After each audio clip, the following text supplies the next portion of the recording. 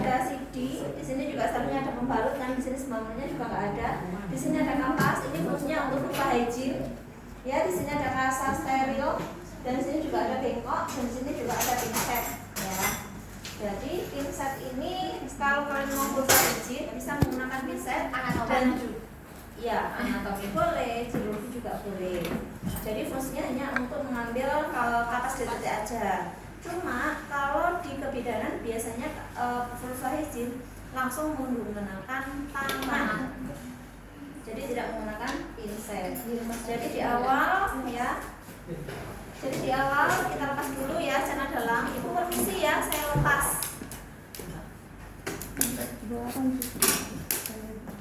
Oh ya. Oh ya, perineum. Tadi sebenarnya Bu juga nanti aja deh, nanti saya apa itu namanya? Saya contohkan. Nah, ini ada contohkan. Nah, ini ada contohnya nih. Luka perineumnya. Ini saya juga ini sama ya, entah di kanan atau di kiri. Iya. Kalau ini ready. Nah, ini nih. Ada ya? Ada. Oke. Jadi contoh nih ya, ini saya buka dulu perineumnya. Maaf ya, saya buka. Jadi pada saat kalian itu mau episiotomi, ya, jadi tangan kita 3 jari itu masuk seperti ini. Iya. Fungsinya untuk melindungi kepala bayi. Nah, jika sudah masuk ya seperti ini, jadi barulah yang namanya gunting epis masuk seperti ini. Bagaimana? Permisi ya, gitu. Mungkin agak bisa aja. Jadi tangan kita masuk untuk melindungi kepala. Jika sudah melindungi kepala, maka kita baru permisi ya, nafas panjang di sela-sela ada his. Jadi bagaimana cara kita itu tahu kalau ibunya itu sekarang lagi his? Lihat Tapi pusar. jika perutnya itu kencang keras sekali, ya, maka itu ada his. Kalau kita itu melakukan episiotomi, ibunya tidak akan terasa sakit, karena lebih sakit yang namanya kontraksi dibandingkan kalau kita memberikan episiotomi. Jadi tangan kita masuk, set seperti ini. Kita pegang, oh dia keras, langsung aja masukkan, krek seperti itu. 1 kali potong, nggak boleh kali krek gitu ya, nggak boleh itu ya. Jadi hanya satu kali potong. Jadi kita masukkan hanya, Bu nafas panjang ya, pas dia seperti itu langsung krek, selesai. Ada bayangan di sini? Ya. Oke.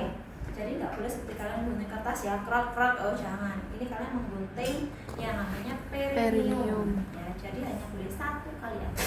Krek, selesai. Sudah? Oke. Jika sudah, boleh dimasukkan lagi.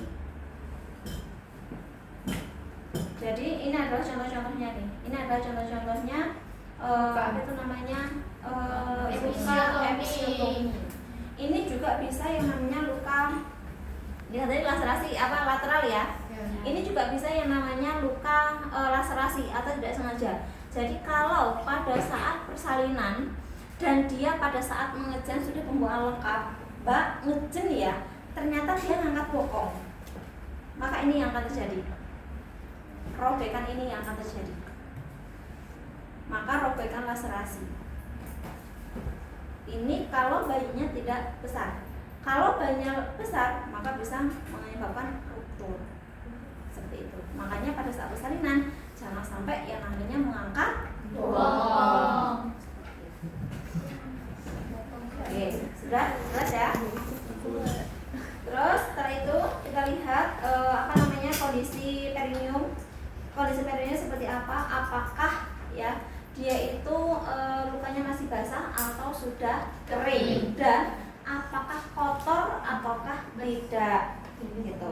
Kotornya dari mana? Contoh, dia BAK, dia tidak dibersihkan, atau dia BAB, dia tidak dibersihkan dengan benar. Jadi biasanya kalau dia itu habis melahirkan, dia BAB, mau membersihkan terlalu dalam, katanya takut perih, takut sakit, tahu terobek lagi, kan seperti itu. Sebenarnya kalau itu sudah diheting dengan benar, tidak ada yang namanya robek lagi. Ya, itu sudah paten, ya, tidak akan robek karena itu sudah dijahit seperti itu. menjadi daging. Jadi menggunakan benang apa ya? Kok lupa aku ini? Bening itu ya, nama yang warna bening, yang itu warnanya bening, bukan warna hitam. Kayak senar itu. Iya, senar bening. Gitu. Jadi dia akan menjadi daging. Nah, jika sudah, mari kita bersihkan. Kita langsung melakukan vulva hygiene, ya. Jadi di sini, vulva hygiene kalian boleh menggunakan pinset atau langsung menggunakan tangan. Tapi kalau di bidan biasanya langsung menggunakan tangan. Kita langsung ngambil 5. 1, 2, 3, 4, 5. Ya. Tangan, jangan lupa kita menggunakan hand spoon ya. Ya. Terus setelah itu kita buka labia mayora. Setelah itu kita melakukan vulva hygiene. Yang pertama, labia mayora sebelah kanan. Oke, 1 kali usap. Terus labia mayora sebelah kiri. 1 kali usap. Satu labia minora. Oke, 1 kali usap. Terus setelah itu labia minora sebelah kiri. 1 kali usap. Saya itu yang terakhir dari klitoris, orifisium vagina sampai dengan anus. Wah, 1 kali usap. Orifisium vagina. Ya. Jadi mulai dari klitoris, orifisium vagina sampai Itu kapasnya itu nggak bisa alkohol. kan ini kapas DTT. Jangan dong. Kalau di alkohol ya dia perih. Kita injeksi aja pakai alkohol perihnya minta ampun ya. Apalagi ini luka perineum dikasih alkohol. Lari dia. Kapasnya tadi apa? Kapas DTT. DTT itu desinfektan tingkat tinggi. Jadi kapas DTT ini digunakan mulai dari vulva hygiene, digunakan untuk injeksi imunisasi, itu semuanya menggunakan kapas DTT. Apalagi kalau imunisasi itu pada bayi, pada anak, pada balita, maka tidak diperbolehkan menggunakan alkohol.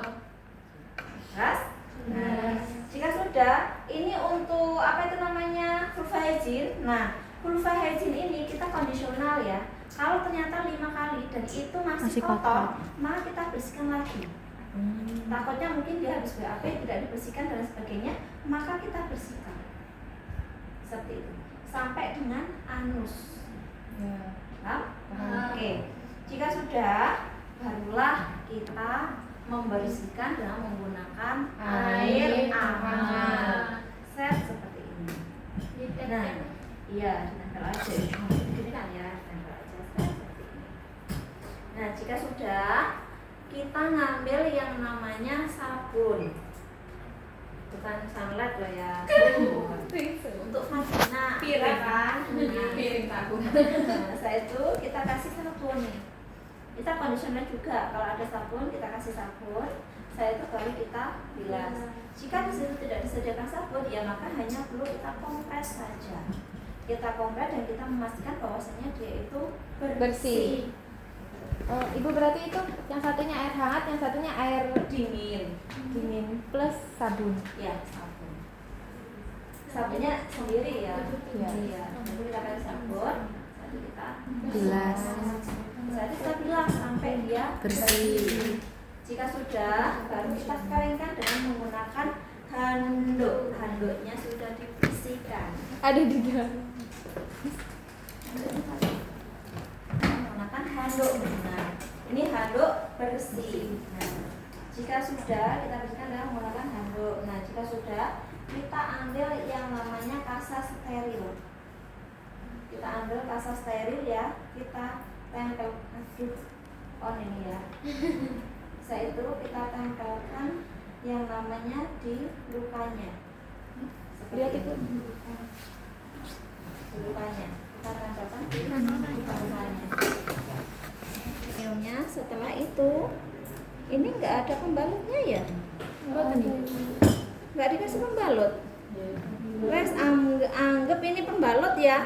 Anggap ini pembalut. Saya itu kita kasih pembalut seperti ini. Jika sudah kita kasih pembalut, baru kita kasih celana dalam seperti ini. Ibu, Ya.